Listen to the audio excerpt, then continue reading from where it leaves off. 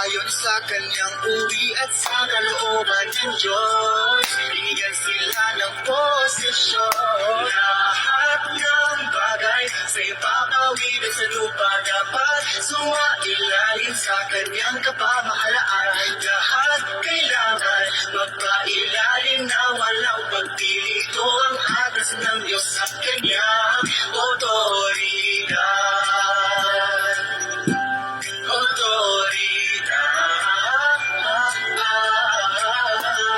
Gaano man kalaki ang isang bagay, hindi nito malalampasan ang Diyos. Lahat naglilingkod sa mga taong likha ng Diyos. Walang naglalakas ng loob na lumaban o humingi ng kung ano sa Diyos. Isang nilalang ng Diyos, dapat gawin din ang kanyang tungkulin. Kahit amo o tagapamahala ng lahat ng bagay, gaano man kataas ang kalagayan niya.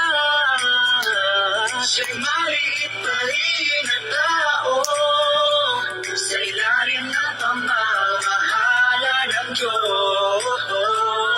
Isang hamak na tao lang, isang nilalang ng Diyos.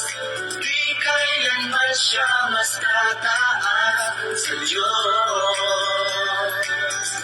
Sa Diyos. Amen. Praise the Lord. Hallelujah.